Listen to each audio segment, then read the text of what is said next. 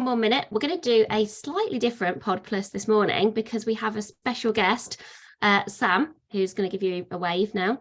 And Sam and I are going to have a conversation. So rather than me sort of talk about neurodiversity, Sam is going to talk about his experiences, give some perspectives. He also very kindly has offered to answer any questions, not only my questions, but all of your questions. So if you're like me, I was just saying that I think my view of neurodiversity was too narrow before I really started researching this, because I think it's often based on your experiences. You know, like you always see the world through your own eyes. And I was saying I've got a cousin who's got Asperger's, and she's got quite serious Asperger's. So it kind of really impacts her day-to-day life, and her physical health and her mental health. So sort of, you're like, I've got such a narrow view based on that.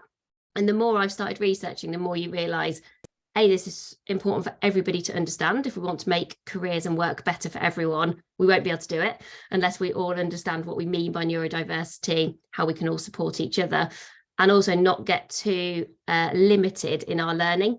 Sometimes we think, I get that, I understand what that is. Honestly, the more I've read, the more, when you read more and then you realise you really don't understand, which I think is a good thing. Sometimes knowing that you don't know is better than not knowing that you don't know. So at least I'm now consciously incompetent, if that makes sense. You can be unconsciously incompetent. I'm now consciously incompetent. And so that's why Sam is going to help us all this morning get a little bit more consciously competent. But if you do have questions as we go through, please put them in the meeting chat. I will keep an eye on that, Sam. So please don't worry about keeping an eye on that chat. Sam and I are going to have a conversation first, and then I will go back to those questions and just make sure that if there's things that you were hoping we're going to cover that we didn't, we'll come back to those. So I hope that sounds okay for everybody. I'm just going to work out how to spotlight a few of us. Well, I say a few of us, I'm going to spotlight Sam. And I'm going to pin Sam and add me as a pin as well. Hopefully you should be able to see Sam and I side by side now. Does that look good? Yeah. Oh no, some people are shaking their heads. Look, Louise looks like she's talking at me, but on mute. You can't see me side by side, Louise? No? No? Okay. Let's see if I can. Sam might need to spotlight himself. Maybe I'll just spotlight Sam. There we go. Can you all see Sam? Sam's much more important than me. Yeah? Okay, good. Just going to let the last few people in, and then we'll get started. And actually, I copied, I'm just going to put it into chat because it's quite long. This is the definition that Harvard Health Publishing use of neurodiversity. So I thought this might be quite a good place to start. And they describe it as the idea that people experience and interact with the world around them in many different ways. There's no right way of thinking, learning, or behaving, and those differences are not viewed as deficits. I actually thought that was quite a comprehensive definition. I'm not sure I could remember it. So it's not sort of a simple one that I would be able to then repeat to other people, but that did then give me a sense of a sort of starting point. Sam, how would you describe it? If you were just sort of using your own words and we were having a conversation in the pub or a coffee together, and I was saying, just help me understand what we mean by neurodiversity. Where would you start? So for me, I would say, so I did a blog about this the other day, actually. And the way I describe it is like you're building a Jenga tower and you've got all the little bricks that all contribute to units of energy, or they're all fragments of energy, if you like. And when you're playing Jenga, you're playing with somebody else trying to build that tower, and eventually the tower may fall down, and you have to be very intricate where you put the bricks, otherwise it'll collapse to the floor. And it's all about whether the structure looks right. Sometimes the structure might look completely out of sorts to somebody, and you may just knock it down on purpose because you don't like what the structure looks like, and you think, whatever I do, whether I try and use this energy efficiently, if I try and use this energy very intricately, I'll still knock the structure down. And I think I see the Jenga tower like the structure in a person's life. And yeah, as I say, the bricks sort of represent that energy. There is another theory which is called spoon theory, which is where each spoon represents also sort of how much energy you would be using in a typical day. And I mean, I actually went through our kitchen drawer the other day and I counted 30 spoons. So I mean, it's kind of like, for me, how many people say I would be interacting with throughout the week.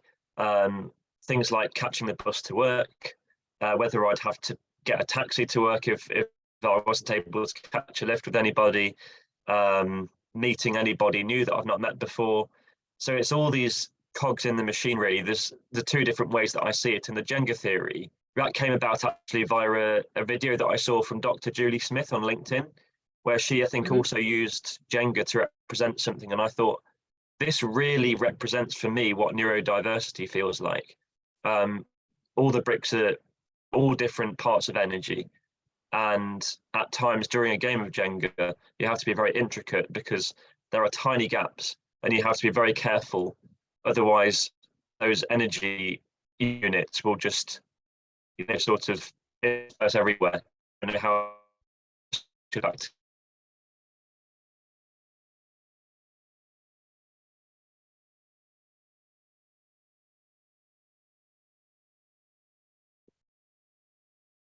Oh, I've just lost Sam on my screen for a second.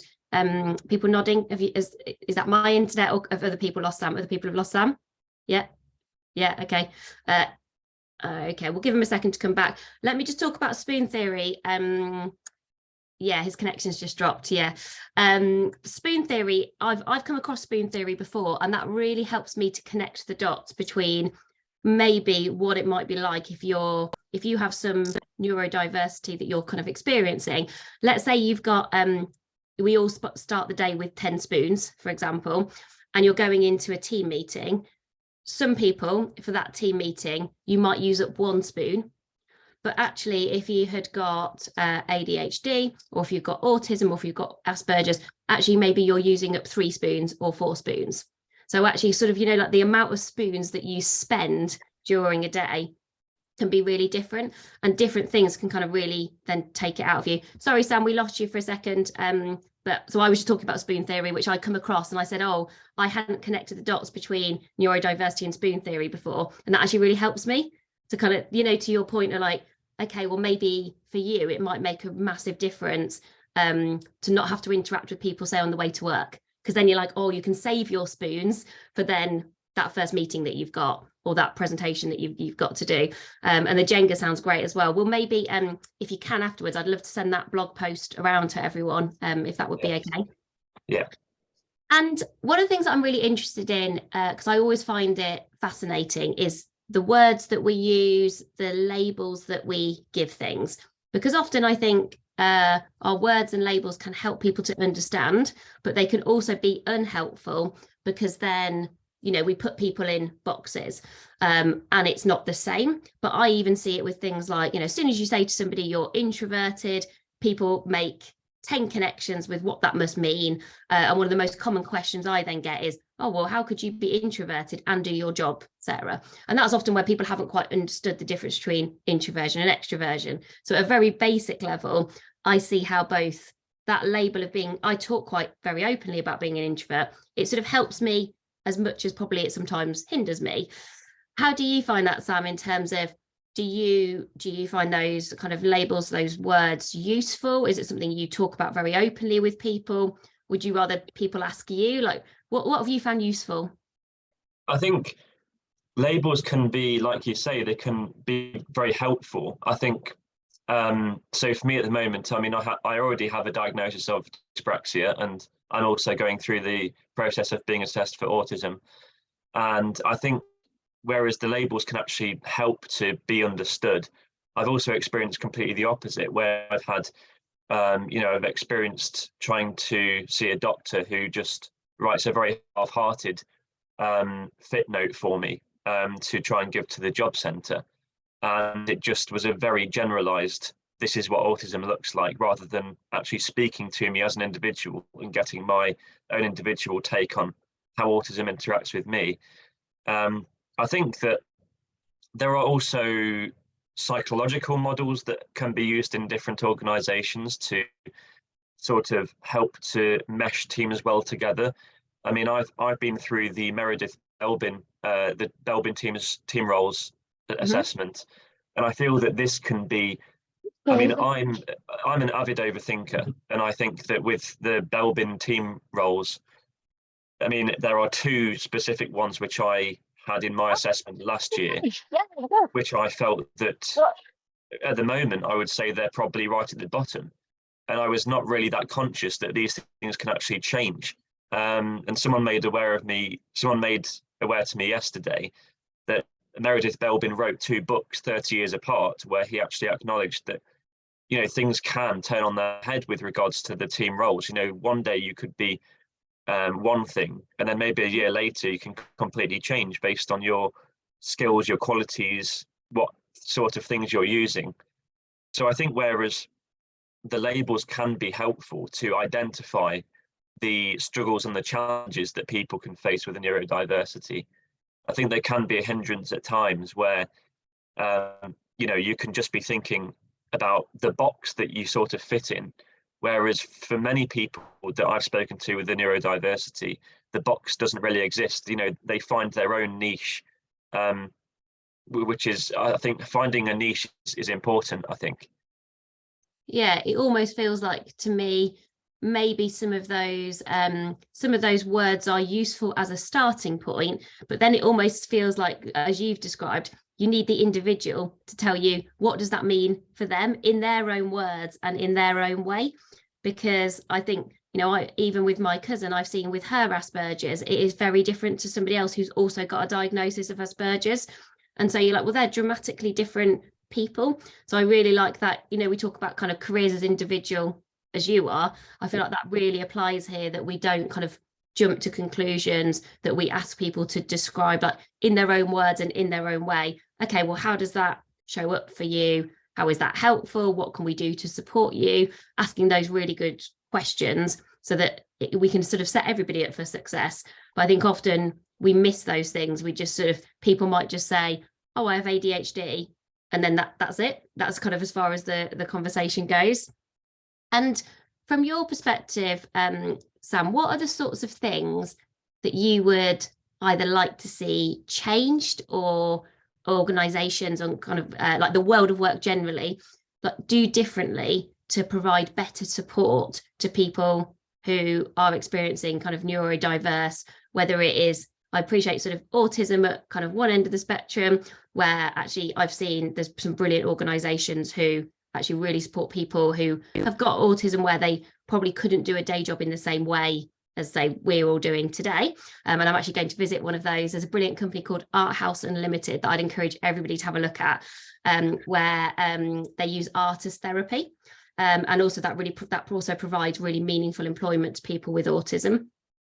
And so I think it's just really interesting to think about, like, what are the changes that you would like to see, or even just really practically, like, what do you want organisations to do that you see that they don't do, or perhaps just don't do enough of? I think one of the important things is to try and get a link to career coaches. I think that going through career coaching can really help somebody with the neurodiversity to understand what their strengths and qualities are. I also think that the career coaches to really understand what, you know, a person before they use techniques and they teach things to a neurodivergent person, because one of the biggest issues is that, I mean, I've experienced it. I've been through career coaching. I'm on my second lot of career coaching at the moment. So I've had through 2 different organizations. So I think the issue has been that, you know, the lack of sort of understanding of me as an individual. So I'm very open to learning about things to improve and things, you know, so I've learned all about confidence building and assertiveness, and these are things that I've sort of consciously learned about with my interest in psychology and all these different things that I have an interest in. And I think that one of the things that I do, or one of the things that I find it quite difficult to do, is when I go online and I try and look at careers and jobs that link to my interests and my qualifications that I have, how to actually get off the starting block. It feels very much like, you know, an athletics event where, you know, I've not got the go ahead, or and I don't know how to access opportunities. And I think for many people with a neurodiverse condition, it can sort of be like, once you have been through school, which can be a challenge for many people. I mean, I was fortunate to have tutors in maths and English particularly, and to move to a different science set in order to get the grades that I needed. And then the extra grades I had in subjects like French and music. But I think that having career coaches that understand you as an individual, who can actually link to employers and think, how can we maximize the potential? Because a lot of it goes unnoticed, and I think people sort of often feel like they're put out of opportunities through job advertising that's not necessarily inclusive. I think that organizations need to really look into how they put their job applications and advertisements out there, so that people with a neurodiverse condition think, I feel that I can apply for that job and not feel out of place. Yeah, I think that's so interesting, because one of the things that I'm a big advocate of is being really explicit when you're advertising roles about, you know, say, for example, we're talking about squiggly careers. You know, we're really open to people who have got different experiences. You don't need to have done this before to apply. You know, we talk about this ability to transfer your talents. And I've also seen very specific wording on flexible working that has made a really big difference to applications. So a company called TimeWise piloted this, and we've used it as well, where you literally add one sentence at the top of a job application saying, we are open to flexible working, like chat to us about it, basically, as part of your application. So it's sort of it's just being very open, and it's putting it also very high up. And I've seen that experimented with in a few different ways about transferring talent. So, you know, if you've worked in banking, you want to come and work in the charity sector, we're open to that, and around flexibility. But I don't think I've seen wording on neurodiversity. So if anybody has, like, let us know in chat. But I start to wonder whether there are some things like that you just feel like that should be commonplace. I do remember a couple of people who have applied for roles with us where people have had the confidence to tell us. So they've actually said, oh, I have whatever condition they wanted to share with us. And they've actually told us like how that might show up, or how that might impact their ability to interview, or maybe asking if they could have a bit longer. One thing that we did that we got a really good response on, and it was, I have to say, a bit more by accident than design, is last time we interviewed people, we gave everybody the questions beforehand. And we had a couple of people with neurodiverse conditions get in touch with us and say, you have just made that interview process so much more inclusive for us because you've told us the questions beforehand. Now, I just did it because I just thought, I think it's useful to know the questions beforehand. I'm not trying to interview for your ability to on the spot know the answers. But I think we sort of found an additional, even better benefit as part of doing that. So I think there are some things like that, some really, and I know it's very practical, but I think that's where you can also start to say to organisations, well, why wouldn't you give people the interview questions beforehand? Why wouldn't you have a sentence at the top of your job saying, okay, well, welcome applicants from everywhere and everyone. You know, if you've got a neurodivergent condition, that's absolutely fine. Tell us, let us know. We have to get the wording right. But I just feel like actually sometimes being very transparent is better than either hiding it at the bottom of a job spec or just not saying it all at all, and putting all of the onus then on the individual to then have to sort of tell us. Is that something you've ever seen, Sam? Have you ever seen anything on a job advert that says any sort of wording that's been helpful? I've not really seen so much myself in terms of things on job applications that look more helpful, but I think there is progress that's being made. I think from more recent time, I think people are sort of waking up to the fact, or making themselves as an organisation more approachable. I think that a lot of places, if they used terminology like busy and fast-paced environment, a lot of neurodiverse people would feel extremely sort of put out of those sorts of jobs, because I mean, for anyone who's similar to me in a sense, that I'm a I would describe myself as a slow and methodical worker. And so, you know, jobs like this would really fit me as a person. And I think there are many people I've spoken to, you know, in the dyspraxia community, the autism community, that feel very much the same like that. And they would feel, if they were trying to apply for a job and they saw the words busy and fast paced, that would eliminate them from the chances of really thinking that job is for me, that job is somewhere I feel that I can thrive and spread my wings. Is there anything else, Sam? We've got a question from Steve, just to build on that, just while we're on that topic. Steve also saying, like, what else would put you off? Because I find that really helpful with the busy and fast paced, because I think you see that in so many job specs. It's like almost like everybody writes it, don't they? It's like, oh, it's busy and fast paced. And I think, well, is it really busy and fast paced? Because not every job is that, and not every job has the same. Some jobs are incredibly fast paced. I think busy is actually lazy, personally. I'm like, well, everyone would describe themselves as busy. I'm like, well, no, be more specific than that. Is it genuinely fast paced?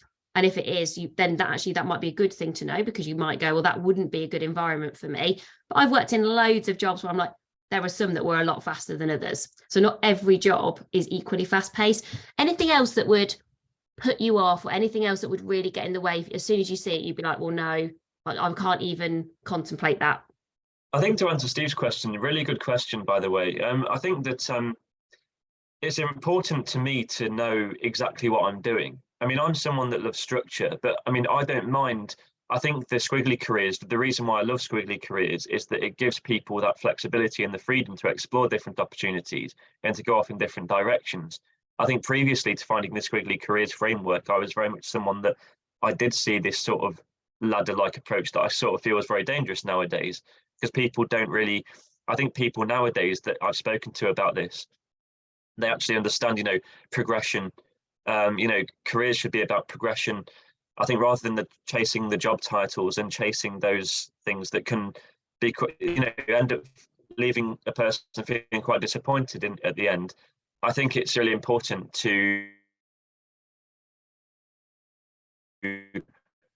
feel like there is a structure sort of each day, really. I think it's important to have I mean, for me, if I'm doing something different each day, I don't mind, but I would need a specific sort of structure and timetable to events, so that I know exactly what it is that I'm going to be doing, and a sort of like an outcome, and sort of like SMART targets approach, because I feel that these sorts of things can actually help to create a more of a practical approach to learning and a practical approach to doing tasks, where people like myself see a sense of accomplishment at the end, rather than sort of like you've done something but you don't really know where it links to what anybody else in your team is doing, or what your organization's sort of tagline is, or what their plan is as a whole. So I feel it's really important to feel like you have somewhere that you link in with the organization that you work for, and you don't feel like you're sort of in a world of your own.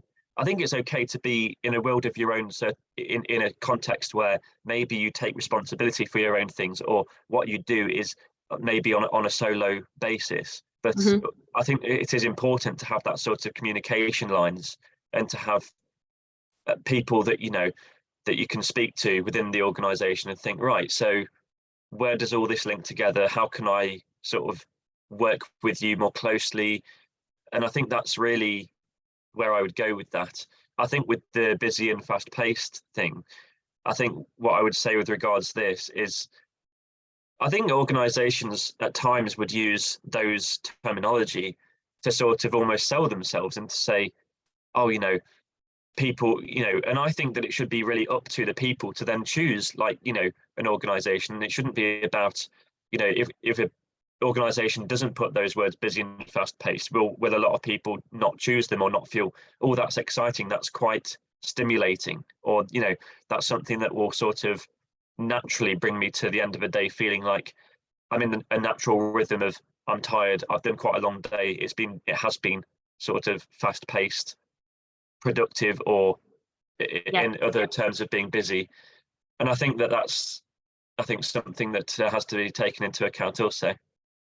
Yeah, and I think what I start to get to that also might be practically really helpful is I feel like every manager needs to make sure that they've got the skills to also ask really good questions, because exactly as Nicola's saying there in chat, she's saying brilliant in a crisis, and actually part of that is because of her personal ADHD and how that shows up. And so you might automatically again make some assumptions around, oh, okay, well, having worked in somewhere like a corporate affairs team where there's lots of kind of crisis mode all of the time, I might think, well, that'll be the worst job ever for Nicola. And Nicola might be like, that's going to be the best job. I'm so good at troubleshooting. I'm really good in those moments. You might need time to rest and recover. Who doesn't? As somebody who's been in those areas. But I think as managers, I feel like we need to be making sure we can support managers to ask better questions. Because even just listening to you now, Sam, I just think, actually, if I, as a manager, if I'm leading a team, if I'm just asking really good questions and giving someone the space to tell me, okay, well, how can I help you to be at your best? I feel like that's such a key question. How can I help you to be at your best? Do you want lots of clarity? Do you want lots of structure? Help me with that, but also not just do it once. Because this is a dynamic thing, and it might change in terms of sort of how it shows up and what works for you. That's an interesting question. So Caroline's just asking, any ideas or tips from you, Sam, in terms of managing upwards where perhaps your manager has ADHD? Now, I appreciate that's quite a specific thing, so you might sort of go like hard to know. I'm guessing ask them would always be a good question, like, well, how can I help you? But any other thoughts you'd want to throw in there? Yeah, I think that it's important for any colleague of someone who has additional challenges, neurodiverse conditions, to ask questions. I think it can very much be, and I mean I've experienced it, where there is just a lot of silence. Right. I've recently been asked if I would like to do so I've made a presentation all about how dyspraxia and autism affect my life. And I've been given some really good feedback about it. I've really tried hard to make it engaging and to get people to try and ask questions. And I tuned into a webinar last year with my colleagues, that was set up from an organisation that I'd had my career coaching with previously. And the webinar, when people asked questions, the room was just full of silence. People didn't know what questions to ask, or Right. I don't feel that maybe there was the time to sort of like go away in small teams and maybe think of, have a bit of a mind mapping session, because I think that this is how meetings and things like this can be made engaging. I think what I try and learn from meetings and all these types of things is to try and make things engaging so that people feel like they're not leaving a meeting where it's just been loads of words all jumbled together, and they don't feel they've really got much of an understanding of, say what the agenda was, or what the outcome of the meeting was. So I think it's really important to potentially, if a manager could wants to do a presentation. So if a manager has a condition like ADHD or autism or anything like that, if they felt comfortable to sort of set the precedent and do a presentation to help other people learn what life is like for them and share conversations. I think it's important to sort of have that element of sharing and presentations or activities where people can actually really engage with it, rather than feeling like the room will forever be full of silence, where people just won't know any questions to ask at all because they might feel afraid. I'm very open to people asking sort of whatever they want to ask, really. I'm not really someone that, because I understand that still to this day there will be areas where people don't quite understand, and that's okay. So as long as people show the interest, I think of people actively wanting to learn more, that's the really important thing there. Brilliant. Thank you so much, Sam. We've just got to the end of our time, but I just wanted to say, I think the word that you said a lot and that really struck me was just this, I think this ability to keep learning and to be really open and to ask questions. And I think everybody who's here today, you've all turned up because you're part of a kind of like-minded learning community. And so I think we all have the opportunity to be allies, to be advocates, to support people, to ask curious questions, to be really supportive.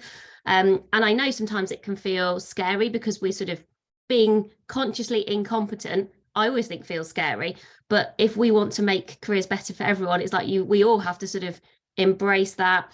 And just listening to Sam this morning, I already feel in half an hour, I feel so much more educated than I did 30 minutes ago. And so I think if we, like you said, keep having these conversations, keep learning, take that accountability, and also invite people to share their stories and their experiences, because I think hearing from people firsthand is just so powerful. So Sam, you are an absolute superstar for volunteering to do this and me saying, oh, you don't fancy kind of coming on PodPlus and sort of being our guest for the day. So I really, really appreciate it. And I can see how much everybody's found the sessions really useful. Please follow Sam on LinkedIn, and that's where you can find his blog as well. He's put that in the chat, so that's really helpful for everybody. And as V saying, every day is a school day. So much that we've learned and so much to learn.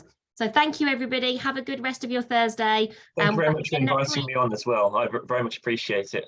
Bye, everybody. You're welcome. Lovely to see you all. Thank you. Bye, everyone.